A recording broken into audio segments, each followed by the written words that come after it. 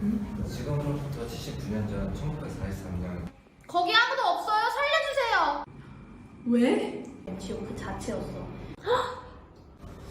그랬었다면 좋겠지만 현실은 그러지 못했지.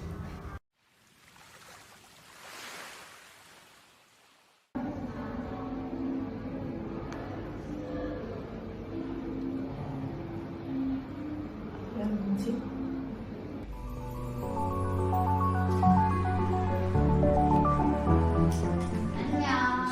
안녕. 어디 갔다 왔어? 나 중국 하이난. 오. 사진 좀 볼래? 오, 예쁘다. 그치?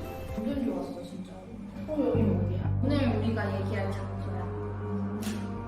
그럼 시작할게. 때는 79년 전 1943년 중국 하이난이야. 거기는 양진재라는 사람이 거기서 노동을 하고 있었어. 양진재라고 하는 사람이 노동을 하면서 너무 힘들었던 거야. 그래서 잠시 쉬고 있었는데 그런데 일도가에 나타나서 곤봉으로 양진재 뒤통수를 가격을 했어. 그래서 양진재는 정신을 잃고 봤더니 깜깜한 어둠 속에서 눈을 뜬 거야. 거기 아무도 없어요. 살려주세요. 어딘가에 갇힌 것 같았는데 너무 뜨거웠대. 막 불타는 소리도 들리고 온몸이 막 너무 뜨거워가지고 이러다가 죽겠다 싶었대. 근데 갑자기 빗소리가 쏴하고 그렇게 순식간에 열기가 사그라들었고 양진재 씨는 가까스로 관에 빠져나갔어. 밤이었어? 양진재는 관 안에 있었던 거야. 그런데 왜 양진재는 도대체 불타는 관 안에 있었던 걸까? 무슨 종교를 믿었나? 죽었다 살아났나? 아니야. 양진재는 범죄자 신분이었어. 근데 범죄자가 왜 관에 들어가 있어? 양진재는 정치범이었거든. 일본에서 형량을 줄여준다는 의미로 하이난섬으로 끌고 가서 노동을 시켰던 거야. 정치범? 당시에 독립운동을 펼치던 열사들을 일본 사람들은 정치범이라고 불렀어. 이제 1939년에 일본이 하이난을 점령했거든. 근데 태평양 전쟁 막바지인 1943년 일본이 우리나라 조선의 전체 수용자의 10%인 2,000명을 조선보국대라는 이름으로 하이난에 끌고 가. 근데 이 조선보국대 절반 이상이 고국으로 돌아오지 못하고 집단 매장당한 것으로 추정되고 있어. 독립운동을 하시던 분들을 중국까지 끌고 가서 노동을 시킨 거야? 맞아.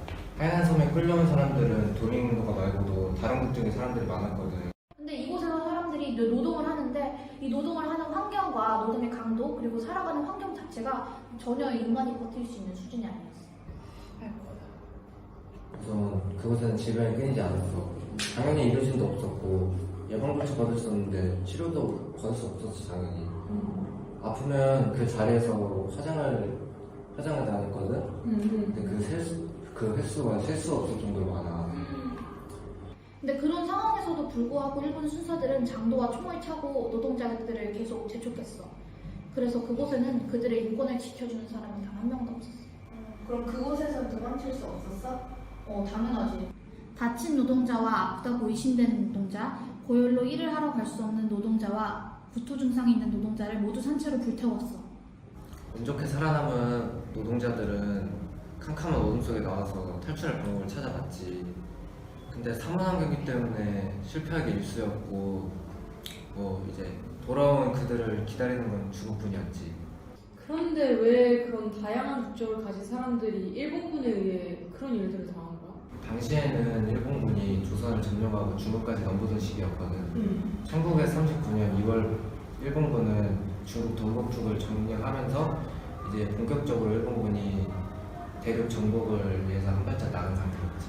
그럼 그때 점령했던 지역 중에 하이난이 있었던 건가? 맞아. 하이난이 있었어. 근데 이제 일본군이 처음으로 하이난 섬에 발을 들일 때 그 하이난에 지질 조사대를 계속해서 보냈거든? 그렇게 해서 계속 조사를 한 거지. 근데 이제 일본이 그 당시에 중일전쟁을 하던 중이었거든. 근데 전쟁을 하면은 현지에 있는 물자 충당이 되게 중요하잖아. 그런데 여기서 빵!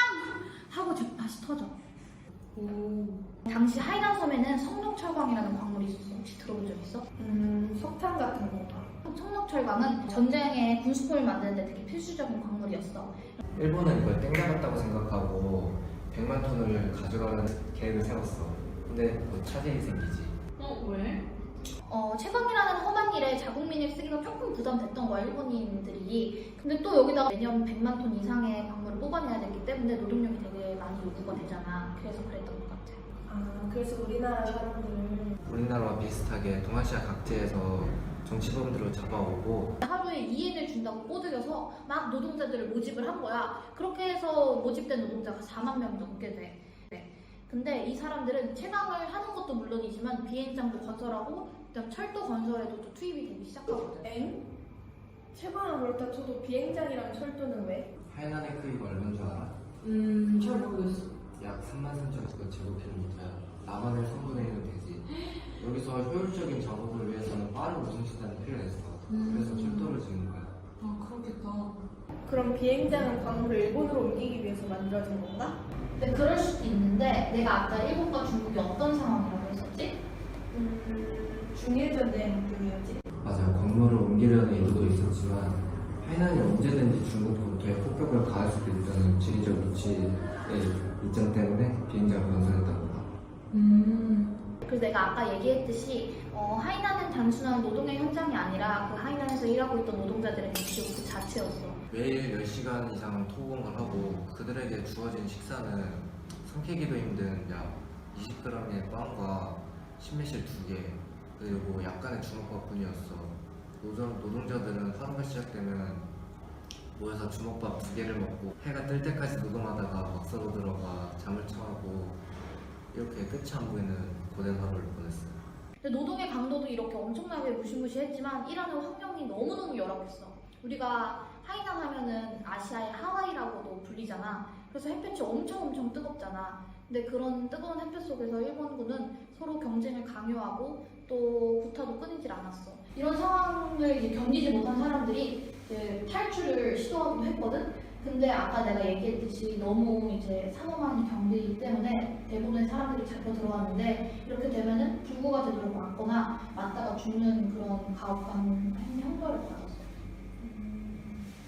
심지어 어떤 사람들은 일본군이 도주한 사람들을 산채로 배로 갈라 심장을 꺼내서 실컷 웃다가 시체와 내장을 같이 구덩이에 묻어버렸대.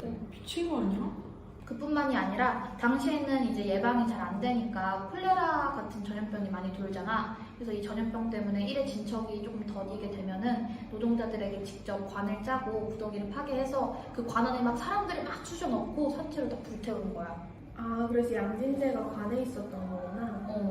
이렇게 잔혹한 노동은 1945년 8월 15일 히로시마의 원자폭탄이 떨어지면서 일본 천황이 무조건 항복을 선언하면서 종료됐어.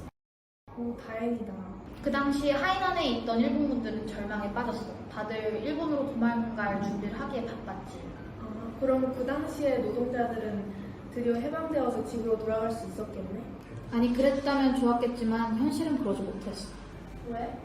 일본군들은 그들이 벌인 짓을 세게 알려주면 어떻게 될지 뻔하기 때문에 서둘러 군용품 등 물건들을 땅속에 숨기고 나머지 이제 1,300여 명의 조선인들을 학살을 한 다음에 난인총에 있는 폭구덩이에 묻어가지고 영원히 갇혔어. 그곳이 바로 여기.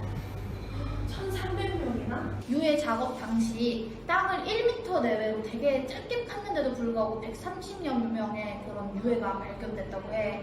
그리고 거기 안에서 조선인의 제복 단추나 그다음 군인 수첩이 발견되기도 했어. 이렇게 잔혹한 사건을 나 왜 몰랐지? 천인계는 1988년 조선일보가 중국 하이난성 한국인 학살이라는 제목으로 기사를 올렸어. 이때 처음으로 한국이 알려지게 됐거든.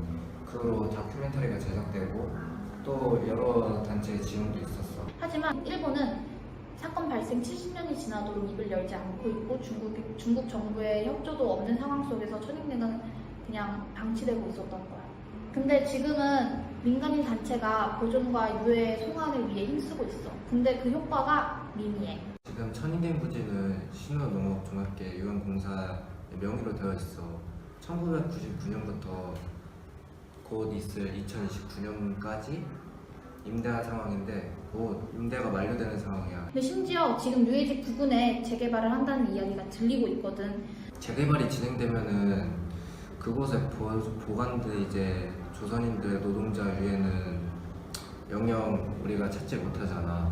해방된 조국을 보지도 못하고 그런 조선인들의 영혼을 달래기 위해서라도 하루빨리 소환해야 된다고 생각해요. 그날 이야기를 들으니 오늘 당신의 생각은? 많은 사람들이 장악하게 살해된 큰 사건임에도 불구하고 잊혀졌다는 게 나는 너무 안타깝고 잊지 말아야 할 우리의 역사를 이렇게 다시 되새길 수 있어서 너무 좋은 경험이 되었던 것 같아. 내가 옛날에 하이난이 중국의 하와이라고 불릴 만큼 되게 아름다운 그런 섬이라고 들은 기억이 있는데 오늘 이야기를 듣고 되게 큰 충격을 받았고 그리고 앞으로는 대한민국 국민으로서 선조들의 그런 희생과 아픔을 잊지 않아야겠다는 그런 생각을 할 수 있었어.